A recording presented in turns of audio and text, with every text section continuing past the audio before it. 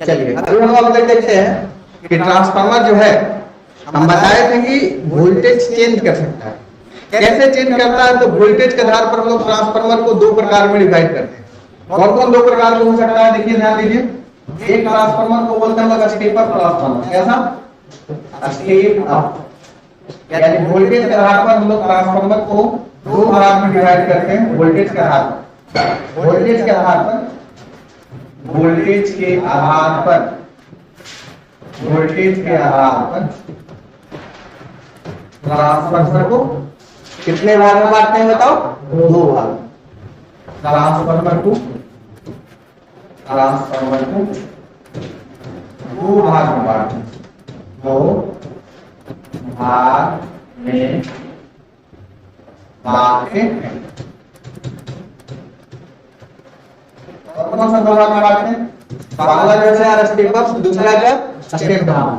पहला है step up transfer, step up transfer, और दूसरा जो है step down transfer, step down transfer. अब देखो कि हमारा स्टेप अप क्या होता है और स्टेप डाउन क्या होता है, दोनों को देखते हैं।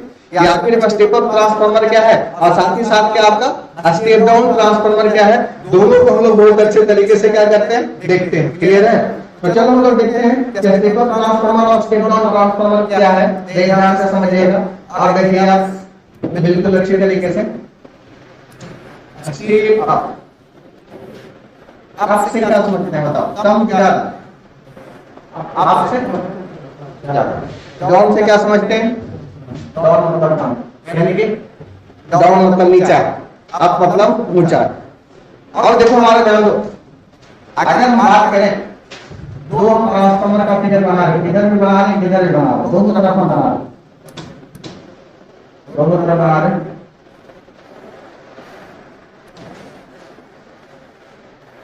ऐसा इसमें वाइंडिंग ये लगा हो, वाइंडिंग लगा रहे हैं।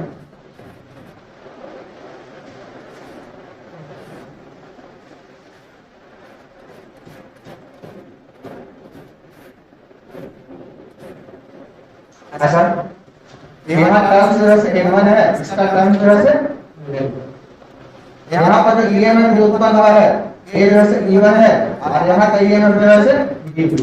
ये वाला जो है प्राइमरी है और ये वाला जो है क्या होता है? सेकेंडरी। लोड कनेक्टेड होता है क्या होता है? सेकेंडरी। सप्लाई जो होता है वो क्या होता है? यहाँ तो बात समझ रहे हो? अब देखिए एक फराडे का नियम है जो कि हम लोग बेसिक इलेक्ट्रिकल्स में मैग्नेटिक सर्किट जब पढ़ेंगे, मैग्नेटिक सर्किट नहीं पढ़ेंगे, जो चुंबक पढ़ेंगे चैप्टर, तो चुंबक चैप्टर में हम लोग पढ़ेंगे फराडे का नियम। तो फराडे के नियम के हिसाब से ई जो होता है ईएमएफ जो होता है क्या होता है? N-d∅dt होता है, N-d∅dt होता है। यानी कि d∅dt, तो इसमें फ्लक्स जो होता है बताया कि दोनों वाइंडिंग में कांस्टेंट होता है, तो ईएमएफ जो होता है डायरेक्टली प्रोपोर्शनल किसका होता है? N का। और एक जो है क्या है? लपेटों की संख्या। एक जो है क्या है? लपेटों की संख्या, यानी कि नंबर ऑफ टर्न्स। ये वाला यहाँ कितना वाला लपेटा गया? एक बार, दो बार, तीन बार, चार बार। लपेटा की संख्या N1 कितना? 4। यहाँ कितना होगा? 1 2 3 4 5 6 7 8, कुछ भी हो सकता है। यानी कि ये जो है N1 जो है N क्या होता है? N2।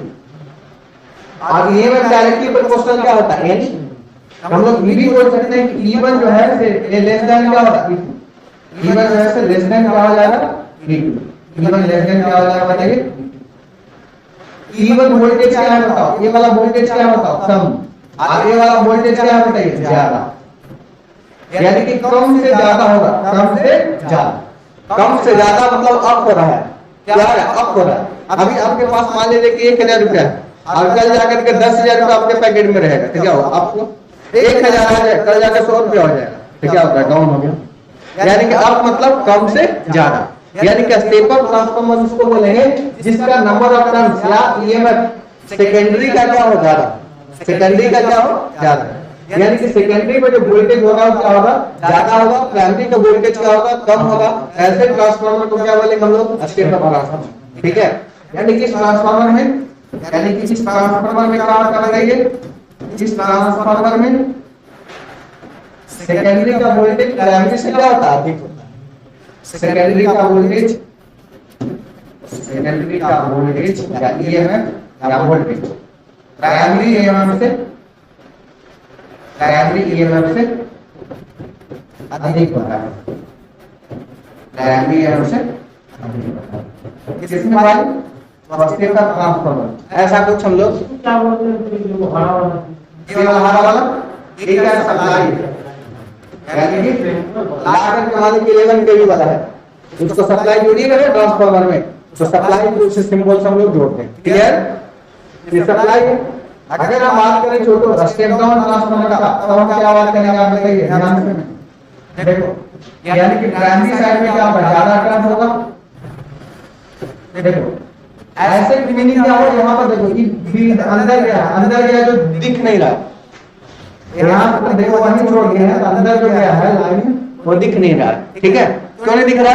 इससे ढक गया इसलिए नहीं दिख रहा। दिख रहा हमारा नहीं ना, इसी तरह से ऐसे वाइंडिंग को बनाए। क्लियर? ये जैसे आपका प्राइमरी वाइंडिंग है, इस तरीके से इधर में जो वाइंडिंग है वो वाइंडिंग क्या होगा, सेकेंडरी वाइंडिंग यहाँ पर टर्न्स क्या होगा बताइए। इसका टर्न्स को मान लीजिए कि कितना है, N1। इसका टर्न्स क्या बताओ, N2। इसका ईएमएफ क्या है, E1 है। इसका ईएमएफ क्या बताओ, इसका ईएमएफ है आपका, इसका ईएमएफ यहाँ क्या बताओ, N1 जो ग्रेटर देन क्या है E2, E1 जो ग्रेटर देन क्या बताओ E2, E1 क्या बताइए ज्यादा है, E2 क्या बताइए कम है। ज्यादा से तो कम में जाएंगे, ज्यादा से कम में जाते हैं तो क्या बोलते हैं बताओ, स्टेप डाउन। यानी कि इस ट्रांसफार्मर में क्या होगा, प्राइमरी का वोल्टेज ज्यादा होगा, सेकेंडरी का वोल्टेज कम होगा। यानी कि ये जो ट्रांसफार्मर है, इस ट्रांसफार्मर में क्या होगा, प्राइमरी का वोल्टेज ज्यादा होगा, सेकेंडरी का वोल्टेज कम होगा। प्राइमरी का वोल्टेज, प्राइमरी वाइंडिंग का वोल्टेज, प्राइमरी वाइंडिंग का वोल्टेज में ज्यादा होगा तथा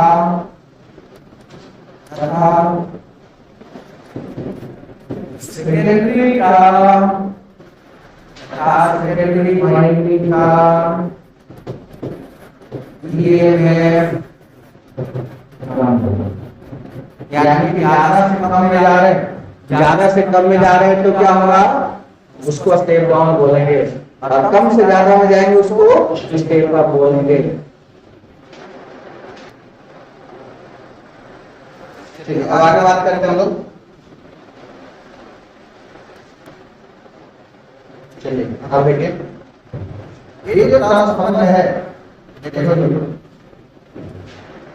ऐसे अगर हम बात करें ट्रांसफार्मर में देखो, अगर हम बात करें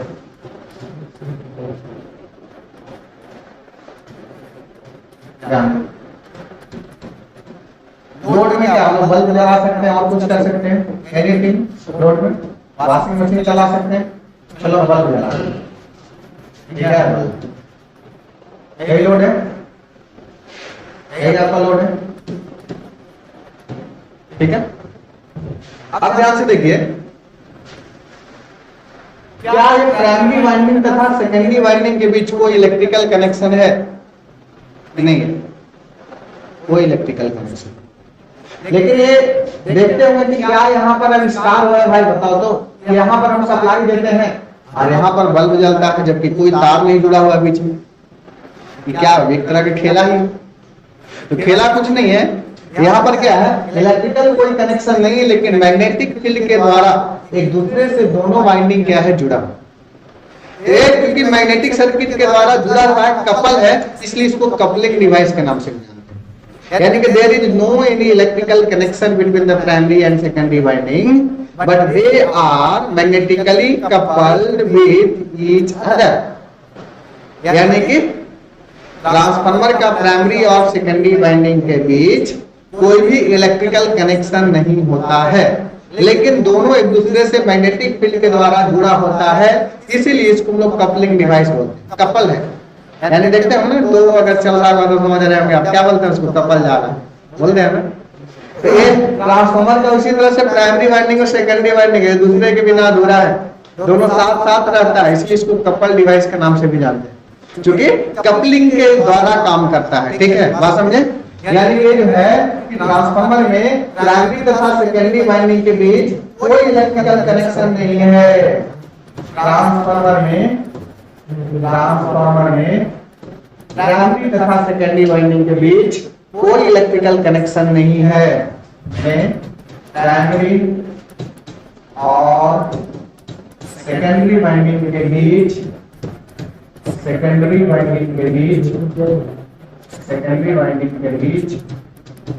कोई इलेक्ट्रिकल कनेक्शन नहीं है। कोई इलेक्ट्रिकल कनेक्शन नहीं है। लेकिन क्या है भाई, एक दूसरे से मैग्नेटिक फील्ड के द्वारा जुड़ा हुआ है। लेकिन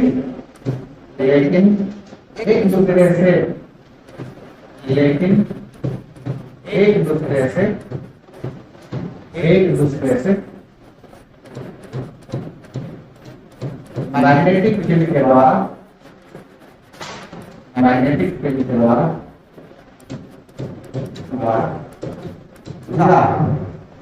मैग्नेटिक फील्ड के द्वारा जुड़ा।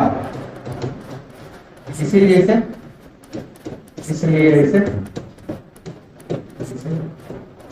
कपल डिवाइस के नाम से कपल डिवाइस भी कहा जाता है। कपल डिवाइस भी कहा जाता ताकि एक दूसरे से मैग्नेटिक सर्किट के द्वारा क्या है, जुड़ा हुआ है एक दूसरे से, इसलिए इसको हम लोग कपलिंग डिवाइस के नाम से भी जानते हैं। किसको भाई? ट्रांसफार्मर क्या चीज है भाई? ट्रांसफार्मर वो सब लोग नहीं जान पाते हैं, बहुत इंपॉर्टेंट चीज है, बहुत अपने आप में कलाकार है ट्रांसफार्मर, समझे? इसके अलावा क्या है, ये जो प्राइमरी सर्किट है और सेकेंडरी सर्किट है, दोनों के बीच फेज शिफ्ट होता है 180 डिग्री का। फेजर डायग्राम जब बनाइएगा तो देखिएगा कि प्राइमरी इधर तो सेकेंडरी इधर, आइडियल केस में तो 180 डिग्री का फेज शिफ्ट होने के कारण ट्रांसफार्मर को हम लोग फेज शिफ्ट डिवाइस के नाम से भी जानते हैं। ट्रांसफार्मर को हम लोग फेज शिफ्ट डिवाइस के नाम से भी जानते हैं। क्यों ऐसा होता है कि प्राइमरी और सेकेंडरी के बीच फेज शिफ्ट मतलब प्राइमरी का वेक्टर और सेकेंडरी का वेक्टर उल्टा डायरेक्शन में होता है, 180 डिग्री होता है। कैसे होता है? जब फेजर डायग्राम देखेंगे तो वहां पर हम लोग देखेंगे, अभी जस्ट हम बेसिक पढ़ रहे हैं। तो ये हमारा ट्रांसफार्मर को हम लोग फेज शिफ्ट डिवाइस भी बोलते हैं। ट्रांसफार्मर को फेज शिफ्ट डिवाइस के नाम से भी जाना जाता है। फेज शिफ्ट डिवाइस भी कहते हैं। क्यों ऐसा कहते हैं? क्योंकि प्राइमरी तथा सेकेंडरी के बीच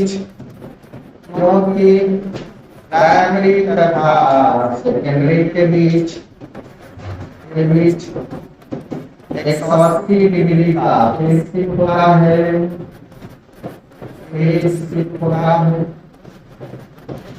इसीलिए इसको फेज शिफ्ट डिवाइस भी कहते हैं। क्लियर है? तो हम लोग ट्रांसफार्मर में क्या देखें? ट्रांसफार्मर देखो, एक स्टैटिक डिवाइस है, कांस्टेंट फ्रीक्वेंसी डिवाइस है, कांस्टेंट पावर डिवाइस है, कांस्टेंट फ्लक्स डिवाइस है, कपलिंग डिवाइस है, साथ ही साथ फेज शिफ्ट डिवाइस है। एक ट्रांसफार्मर अनेक नाम। बताओ भाई कितना इंपॉर्टेंट है, लेकिन सब बुक में नहीं लिखा हुआ सब बात। तो एक आपका एक ही जगह में सारा बात मिला हुआ। इसमें परिवर्तन कौन कौन सा क्वांटिटी नहीं करता है? तो फ्रीक्वेंसी, पावर और फ्लक्स। परिवर्तन में रूप से कौन करता है? वोल्टेज और करंट। अगर सेकेंडरी साइड ज्यादा वोल्टेज होगा तो उसको क्या बोलेंगे? स्टेप। अगर सेकेंडरी साइड कम होगा तब उसको क्या बोलेंगे? Step down. क्लियर है? यहाँ तक नोट डाउन कीजिए जल्दी से। अब एकदम बड़ा इंपॉर्टेंट क्वेश्चन का बात है, अभी तक नोट नहीं किए हैं, कीजिए जल्दी से। पीछे वाले बच्चे भी नहीं किए हैं।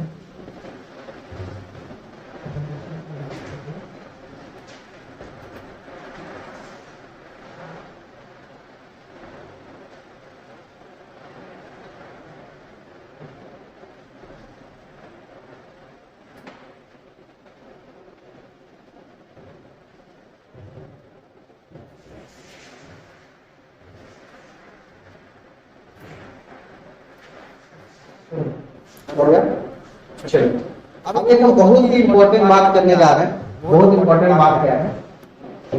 बहुत इंपॉर्टेंट बात यह है कि अगर हम ट्रांसफार्मर को एक सबसे पहले बताइए कि एसी पर कार्य करता है कि डीसी पर कार्य करता है? ट्रांसफार्मर एसी पर कार्य करता है। अगर उसको हम डीसी दे देंगे तो क्या होगा? जल जाएगा। क्या होगा? जलेगा नहीं तो क्या होगा बताइए? प्राइमरी वाइंडिंग जल जाएगा, बिल्कुल सही जवाब है। जबकि सेकेंडरी वाइंडिंग पर कोई प्रभाव नहीं पड़ेगा। प्राइमरी वाइंडिंग जल जाएगा। अब प्राइमरी वाइंडिंग जल जाएगा तो प्राइमरी में करंट नहीं फ्लो करेगा। जैसे कि मान लिया जाए कि आपका प्राइमरी वाइंडिंग अगर जल जाए लेकिन में करंट नहीं फ्लो करेगा। करंट नहीं फ्लो करेगा तो यहाँ जो फ्लक्स बन रहा है ये वाला फ्लक्स फाई, ये वाला फ्लक्स फाई होवे नहीं करेगा। और फ्लक्स फाई होवे नहीं करेगा तो क्या सेकेंडरी में तो ये में खुद बने नहीं होगा, तो कोई वोल्टेज ही नहीं होगा, इसमें करंट ही नहीं जाएगा। अब करंट ही नहीं होगा तो चलवे नहीं करेगा, कुछ नहीं होगा यार इसमें। यानी कि एक बहुत ही इंपॉर्टेंट क्वेश्चन है कि ये जो ट्रांसफार्मर जो कार्य करता है, ट्रांसफार्मर जो कार्य करता है केवल और केवल किस पे कार्य करता है बताइए? ये जो ट्रांसफार्मर जो है किस पे कार्य करता है? ट्रांसफार्मर जो कार्य करता है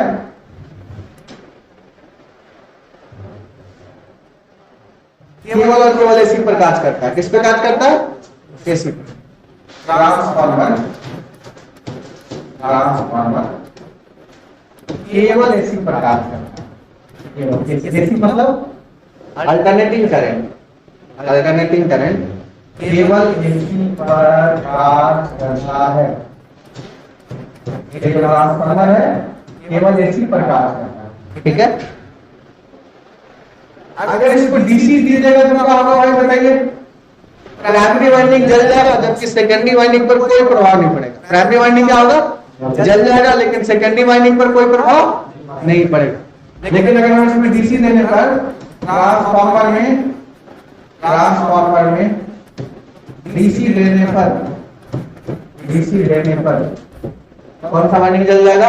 प्राइमरी वाइंडिंग जल जाएगा। प्राइमरी वाइंडिंग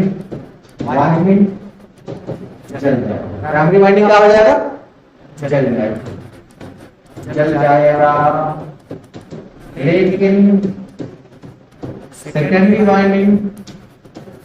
लेकिन सेकेंडरी वाइंडिंग पर कोई प्रभाव नहीं पड़ेगा। कोई प्रभाव नहीं पड़ेगा।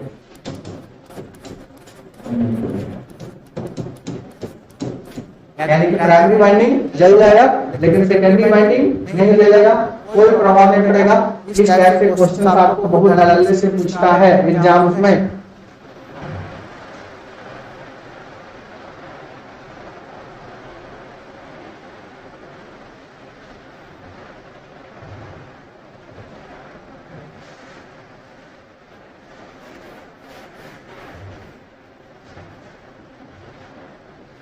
और बताइए ट्रांसफार्मर कौन सा प्रिंसिपल पर कार्य करता है? ट्रांसफार्मर कौन सा प्रिंसिपल पर कार्य करता है बताइए? Transformer Faraday law of mutual induction principal पर काम करता है। किस पर काम करता है? Faraday law of mutual induction पर काम करता है। ट्रांसफार्मर जो कार्य करता है, transformer Faraday law of mutual induction principal पर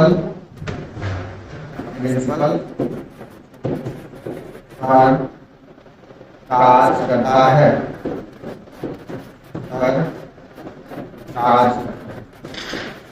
Faraday law of mutual induction principal पर कार्य करता है।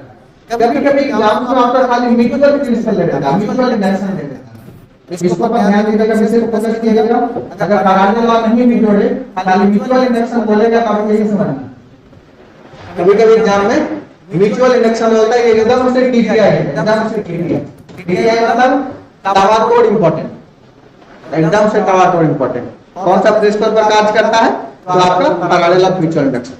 ये भी टीटीआई है। डीसी के अगर देंगे तो इसमें क्या होगा? प्राइमरी वाइंडिंग जल जाएगा जबकि सेकेंडरी वाइंडिंग पर कोई प्रभाव नहीं पड़ेगा। ये ऐसा है। क्लियर है? बात समझ रहे हैं? ये चीज है। और ये जो ट्रांसफार्मर होता है बेसिकली, और बात करेंगे किसका, कोर और वाइंडिंग कंस्ट्रक्शन का बात करेंगे। तो कंस्ट्रक्शन जो है ट्रांसफार्मर का, कोर होता है, वाइंडिंग होता है, तो बहुत सारा पार्ट्स होता है। तो सब पार्ट्स के बारे में हम 1 बाय 1 करके देखेंगे, और कौन सा पार्ट होता है, कैसे वर्क करता है, सारी चीज के बारे में लोग देखने वाले हैं। ठीक है, तो हम लोग जितना भी तक पढ़े इसको क्विक रिवीजन करते हैं। क्विक रिवीजन में देखिए हमारा एक और कर लेते हैं इसमें बड़ा सा छोटा सा पार्ट। ट्रांसफार्मर में एक कोर जो होता है सेल टाइप होता है, और क्या होता है, कोर टाइप कोर होता है। नाम सुने, सेल टाइप कोर और कोर टाइप कोर। इसके अलावा ट्रांसफार्मर में और हम लोग टाइप का बात करेंगे तो सिंगल फेज ट्रांसफार्मर होता है, 3 फेज ट्रांसफार्मर होता है। तो सब के बारे में हम लोग को पढ़ना है। ऑटो ट्रांसफार्मर होता है, वो उसके बारे में भी पढ़ना है। ट्रांसफार्मर का वाइंडिंग के बारे में पढ़ना है, इसका बनावट के बारे में पढ़ना है, इसका एफिशिएंसी के बारे में पढ़ना है, वोल्टेज रेगुलेशन के बारे में पढ़ना है। बहुत बड़ा टॉपिक, आराम आराम से पढ़ेंगे, कोई हड़बड़ी नहीं है। सारा थ्योरी क्लियर करते हुए कंसेप्ट को क्लियर करेंगे। क्लियर है? तो चलिए आज के क्लास को हम लोग डिवीजन कर लेते हैं। तो बताइए, ट्रांसफार्मर एक मोशन वाला डिवाइस है कि स्टैटिक डिवाइस है? Static device. क्लियर? ट्रांसफार्मर में फ्रीक्वेंसी कांस्टेंट होता है कि वेरिएबल? कांस्टेंट। फ्लक्स कांस्टेंट होता है कि वेरिएबल? कांस्टेंट। पावर कांस्टेंट होता है कि वेरिएबल? कांस्टेंट। वोल्टेज कांस्टेंट होता है कि वेरिएबल? वेरिएबल। करंट कांस्टेंट होता है कि वेरिएबल? वेरिएबल होता है हमारा। इसको आप क्या बोलते हैं? म्यूचुअल होता है, इसको कपलिंग डिवाइस के नाम से भी जानते हैं ट्रांसफार्मर को। यस या नो? ट्रांसफार्मर में क्या इलेक्ट्रिकल कनेक्शन होता है प्राइमरी सेकेंडरी के बीच? नहीं। अब बताओ, एक और क्वेश्चन यहाँ से राइज हो रहा है कि अगर हम ट्रांसफार्मर में प्राइमरी सेकेंडरी के बीच कोई कनेक्शन नहीं होता है तो बताओ, एक तरह का ओपन सर्किट हो गया ना, प्राइमरी वाइंडिंग और सेकेंडरी वाइंडिंग। बताओ, कोई दूरी पर है यार, ये दोनों कोई इलेक्ट्रिकल कनेक्शन नहीं है दोनों के बीच में, तो ओपन सर्किट हो गया ना। तो बताओ, ओपन सर्किट का रेजिस्टेंस कितना होता है? 0। कितना होता है? इनफाइनाइट। शॉर्ट सर्किट करने 0 बताए थे। ओपन सर्किट ये कितना होता है? इनफाइनाइट। आपको पूछ दे क्वेश्चन कि ट्रांसफार्मर में प्राइमरी वाइंडिंग तथा सेकेंडरी वाइंडिंग के बीच कितना प्रतिरोध होता है? तो अनंत ओम होता है। कितना होता है? इनफाइनाइट ओम होता है। यानी कि आपको क्वेश्चन में पूछ रहे कि ट्रांसफार्मर के प्राइमरी तथा सेकेंडरी वाइंडिंग के बीच, ट्रांसफार्मर के प्राइमरी वाइंडिंग तथा सेकेंडरी वाइंडिंग के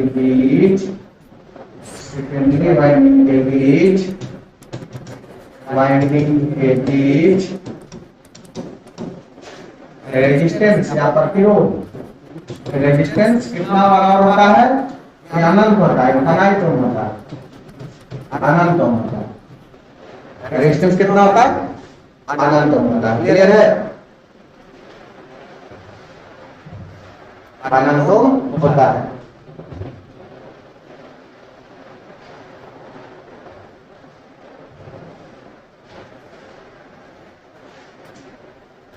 क्लियर? तो इतना हम लोग देखें, इसको रिवीजन किए जो भी है। इसके अलावा हम लोग देखें ट्रांसफार्मर स्टेप अप होता है, स्टेप डाउन होता है। स्टेप अप उसको बोलते हैं जो कि सेकेंडरी के वोल्टेज ज्यादा होता है। स्टेप डाउन किसको बोलते हैं? सेकेंडरी के वोल्टेज कम होता है। ये कौन सा प्रिंसिपल पर काम करता है? Faraday law of mutual induction principal पर काम करता है। अगर ट्रांसफार्मर का प्राइमरी एसी की जगह डीसी देंगे तो क्या होगा? प्राइमरी जल जाएगा। जबकि सेकेंडरी में क्या होगा? कोई अंतर नहीं। आज का क्लास में सब कंसेप्ट क्लियर है।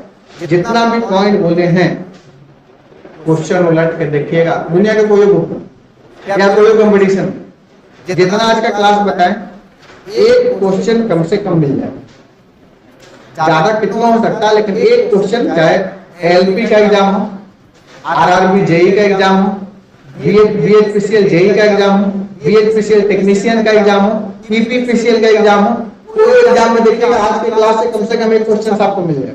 तो बताइए, हर दिन अगर एक क्वेश्चन अगर हम करते चल तो 60 दिन में कितना क्वेश्चन कर लेंगे? 60 काम करता हूं, समझ रहे बात को?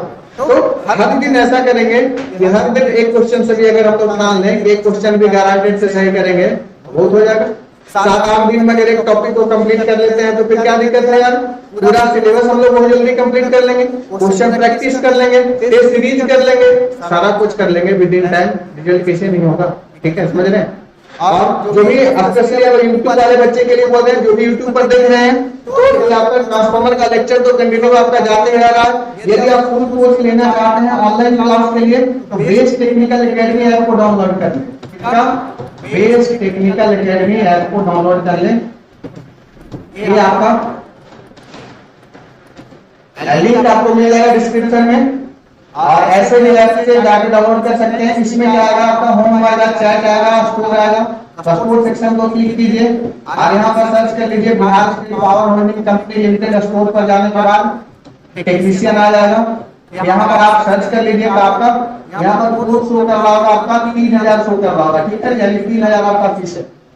3000 में अभी आपको 1500 लग रहा है। 1500 का कूपन आप अप्लाई कर लीजिएगा।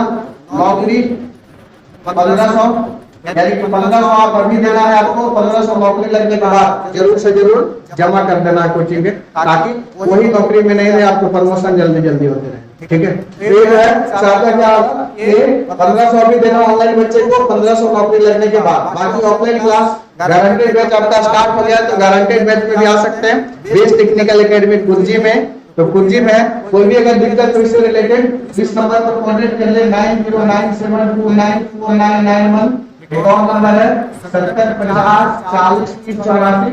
इस नंबर पर भी कॉन्टेक्ट कर सकते हैं। इसको व्हाट्सएप करना होगा, इस नंबर पर आप व्हाट्सएप कर सकते हैं, ठीक है। तो कोई भी इंफॉर्मेशन आपको मिल जाएगा। तो वीडियो को ज्यादा से ज्यादा शेयर कर दे दोस्तों में, और चैनल को लाइक सब्सक्राइब तो कर ही दे।